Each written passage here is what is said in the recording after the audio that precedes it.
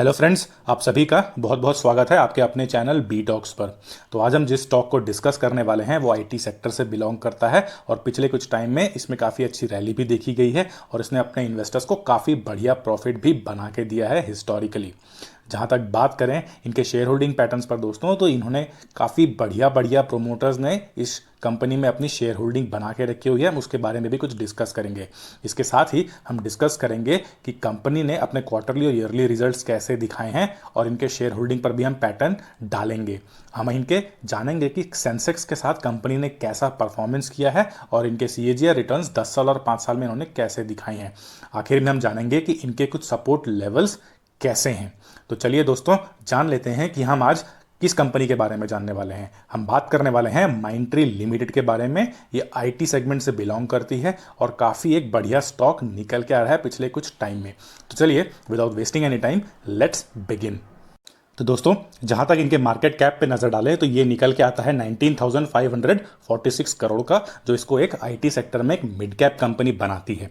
जहां तक इनके करंट प्राइस की बात करें तो ये निकल के आता है तकरीबन 1187 का। इनके 52 वीक हाई एंड लो में अगर नजर डालें तो ये निकल के आता है, इन्होंने तकरीबन 1225 का हाई लगाया था और 667 का इन्होंने एक लो लगाया था। जहां तक इनके बुक वैल्यू की बात करें तो निकल के आता है 210.23 का। इनका स्टॉक पी निकल के आता है 26.02 का। तो कंपनी थोड़े से हाई वैल्यूएशंस पे ट्रेड कर रही है, जैसा कि बाकी आईटी कंपनीज के साथ भी देखा जा सकता है। डिविडेंड यील्ड में नजर डाले दोस्तों तो ये 1.10 का निकल के आता है। इनके डिविडेंड पे आउट्स भी काफी बढ़िया निकल के आते हैं। इन्होंने इन्वेस्टर्स को साल दर साल काफी अच्छे डिविडेंड पे आउट्स भी दिए हैं। इसके बारे में भी हम बात करेंगे। जहां तक बात करें इनके रिटर्न ऑन कैपिटल एम्प्लॉयड की तो ये निकल के आता है 27.28% का। काफी बढ़िया फिगर्स निकल के आते हैं। जहां तक इनके रिटर्न ऑन इक्विटी की बात करें तो ये भी काफी अच्छे निकल के आते हैं 19.52 का। जहां तक इनके 3 सालों के सेल्स ग्रोथ में नजर डालें तो ये भी काफ़ी अच्छे निकल के आ रहे हैं 40.03 का। और कंपनी बीएसई और एनएसई दोनों में लिस्टेड है। जहां तक बात करें इनके फेस वैल्यू की तो ये काफ़ी अच्छा निकल के आता है। 10 का फेस वैल्यू कंपनी ने अभी तक बना के रखा हुआ है। चलिए इसी के साथ हम जल्दी से नज़र डाल लेते हैं इनके क्वार्टरली और ईयरली रिजल्ट्स पर भी। तो जहां तक इनके क्वार्टरली रिजल्ट्स पे नजर डालें तो इनके सेल्स में एक गिरावट देखी जा सकती है मार्च क्वार्टर से लेकर जून क्वार्टर तक के बीच में। जहां तक इनके मार्च क्वार्टर के सेल्स फिगर में नजर डालें तो ये निकल के आते हैं 2050 के और जून क्वार्टर में एक गिरावट देखी गई है 1909 के। लेकिन इन्होंने अपने एक्सपेंसेस में ही उतनी ही गिरावट दर्ज की है। 1727 था इनके मार्च क्वार्टर के एक्सपेंसेस के फिगर्स और जून क्वार्टर में जाकर ये हो गए हैं 1587 के। तो प्रोपोर्शनली इनके सेल्स फिगर में अगर गिरावट आई है तो उतना ही प्रोपोर्शन के हिसाब से इन्होंने एक्सपेंसेस में भी अपनी गिरावट दर्ज की है।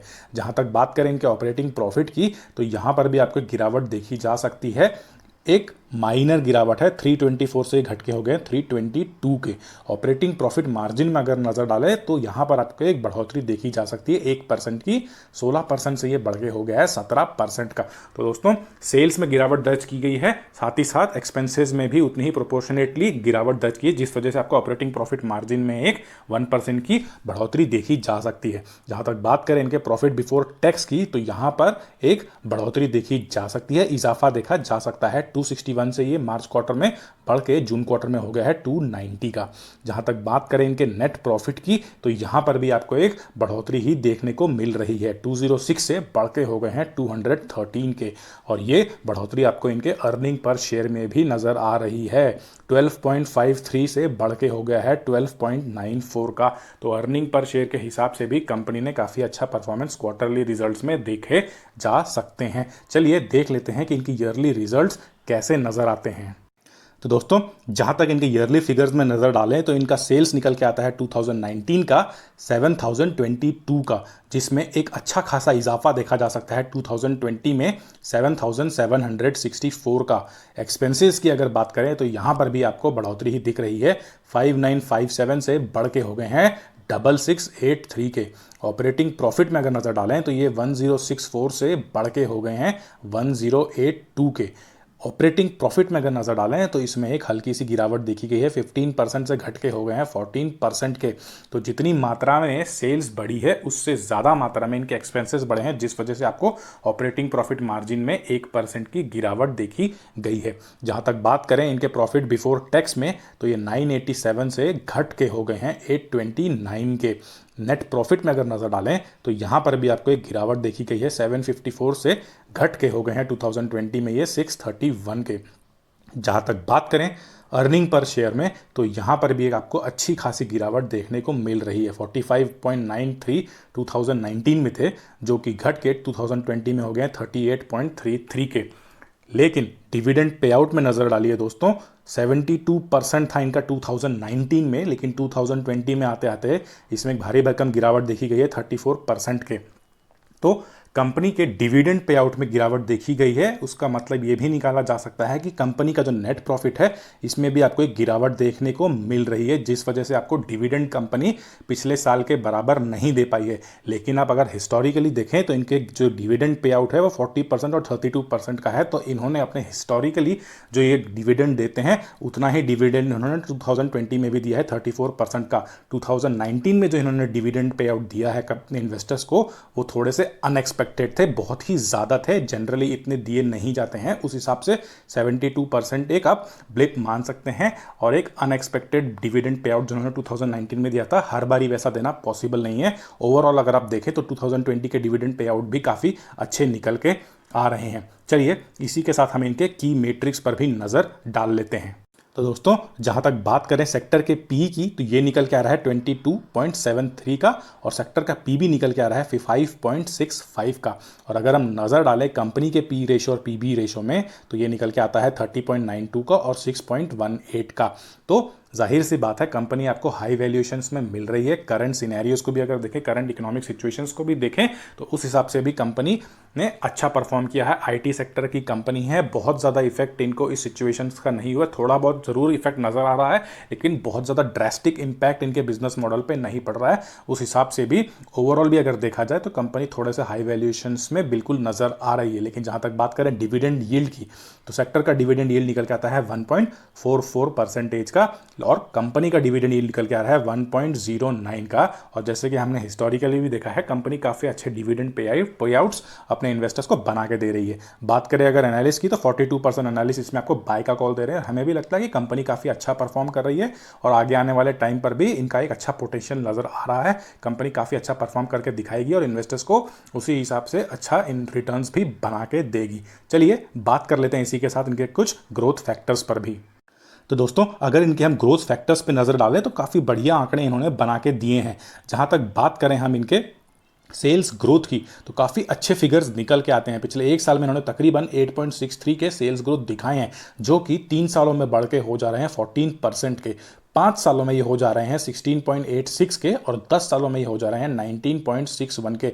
तो एक कंटिन्यूअस ग्रोथ ये लॉन्ग ड्यूरेशन में भी बनाते आ रहे हैं। ये काफ़ी रेयर नज़र आता है कि कंपनी 1 साल, 3 साल, 5 साल और 10 साल में अपने फिगर्स बढ़ाते ही दिखाए जाएँ। कहीं ना कहीं तो एक ब्लिप ज़रूर आता है, और किसी न किसी ड्यूरेशन में ये एक गिरावट देखी जा सकती है। लेकिन माइंट्री के केस में ये कंटिन्यूअसली 8 से बढ़ के 14 हो जा रहा है, 14 से 16 और 16 से 19।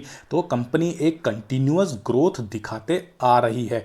जहां तक बात करें इनके प्रॉफिट ग्रोथ की, तो यहां पर भी फिगर्स काफ़ी अच्छे नज़र आ रहे हैं। पिछले एक साल की अगर बात करें तो ये 9.09 का प्रॉफिट ग्रोथ कंपनी ने बनाया है, 3 सालों में 14.65 का, 5 सालों में थोड़ी सी गिरावट देखी गई है 4.17 के।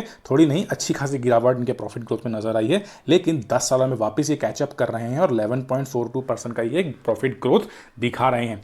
जहां तक बात करें CAGR की, तो काफ़ी अच्छे CAGR यहां पर नजर आ रहे हैं। पिछले एक साल में तकरीबन कंपनी ने 74% के CAGR बना के दिए हैं। जहां तक बात करें 3 सालों के, तो तकरीबन 39% ही पकड़ सकते हैं इनका CAGR।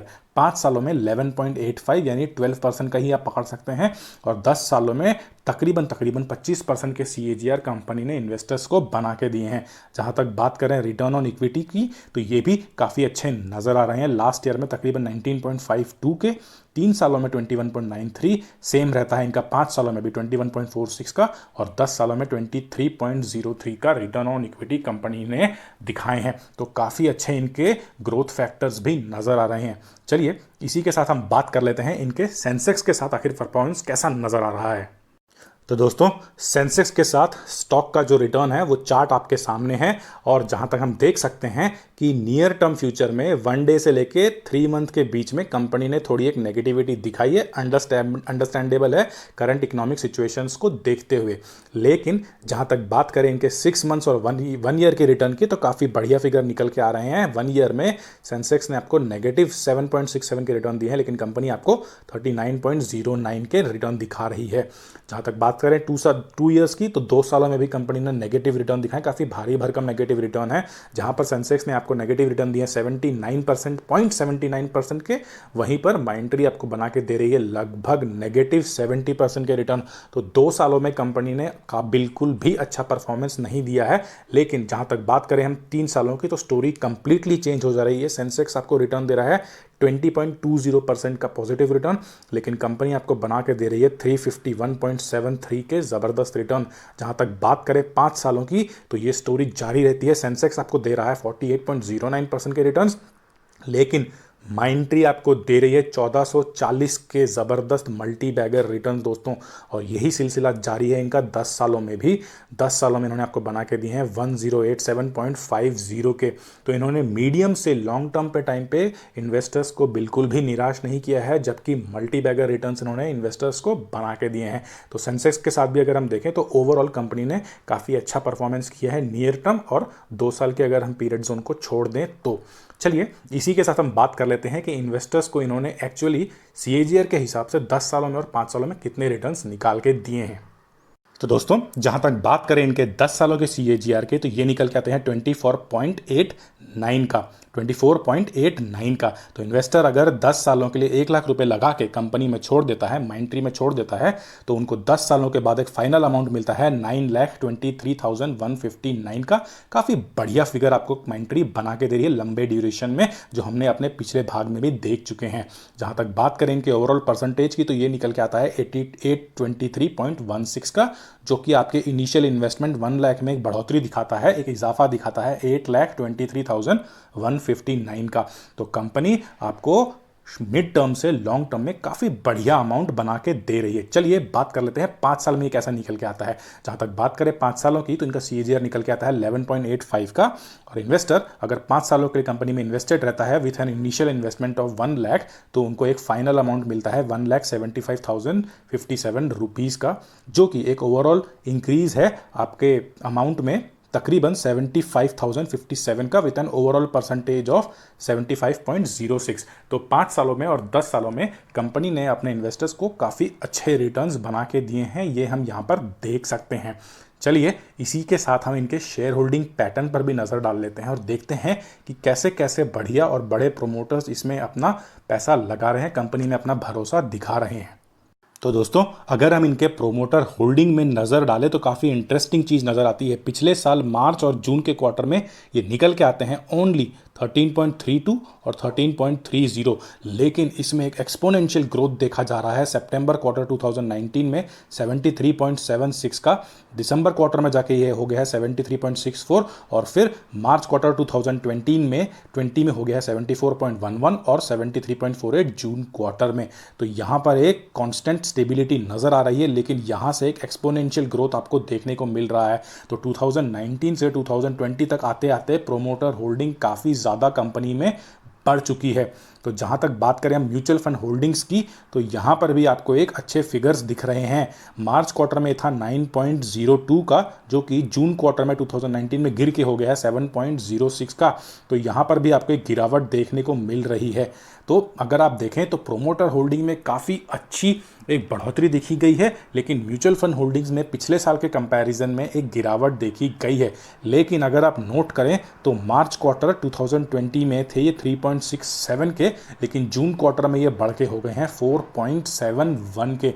तो आपको मार्च क्वार्टर से लेकर जून क्वार्टर में एक बढ़ोतरी देखने को मिल रही है। तो जो भी यहाँ पर एक कॉन्फिडेंस में गिरावट आई थी म्यूचुअल फंड के, वो वापस आता हुआ नज़र आ रहा है आपको जून क्वार्टर में।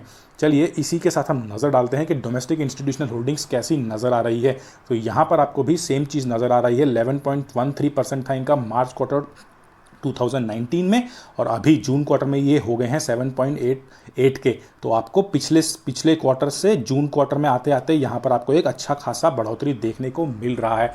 दोस्तों इसका ये मतलब भी निकाला जा सकता है कि जितने भी प्रोमोटर होल्डिंग्स बढ़ी हैं उसमें आपको गिरावट तो कहीं ना कहीं नज़र आएगी। तो जो भी ये ड्रेस्टिक इंक्रीज नज़र आ रहा है टोटल प्रोमोटर होल्डिंग में, यहाँ से मार्च और जून क्वार्टर से बढ़ के जो यहाँ पर बढ़ोतरी देखी जा रही है, काफ़ी ज़बरदस्त बढ़ोतरी, तकरीबन आप बोल सकते हैं 60% की बढ़ोतरी प्रोमोटर होल्डिंग में नज़र आ रही है। ये ऑलमोस्ट 75% के अराउंड ये ग्रोथ नज़र आ रहा है। तो आपको कहीं ना कहीं तो ये गिरावट नज़र आएगी, और वो गिरावट आपको म्यूचुअल फंड होल्डिंग्स और डोमेस्टिक इंस्टीट्यूशनल होल्डिंग्स में वो गिरावट देखी गई है। जहाँ तक बात करें फॉरेन इंस्टीट्यूशंस की, तो यहाँ पर भी आपको एक गिरावट देखने को मिल रही है पिछले साल के कंपेयर में, लेकिन उसके बाद से ये गिरावट जारी नहीं है, ये स्टेबल हो गया है अराउंड 11% के अराउंड। ये आपको फॉरेन इंस्टीट्यूशंस का भी जो शेयर होल्डिंग है वो आपको स्टेबिलिटी नज़र आ रही है। तो जितने भी यहाँ पर जो सेल हुआ है शेयर होल्डिंग का, वो प्रोमोटर्स द्वारा खरीद लिया गया है। तो इसका मतलब है कि प्रोमोटर्स को कंपनी में काफ़ी ज़्यादा भरोसा है, और उन्होंने जितने भी शेयर्स होल्डिंग में डिक्रीज देखा गया है फॉरेन इन्वेस्टर्स द्वारा, डोमेस्टिक इन्वेस्टर्स द्वारा, वो सारे के सारे शेयर होल्डिंग की बढ़ोतरी प्रोमोटर होल्डिंग्स में देखी गई है।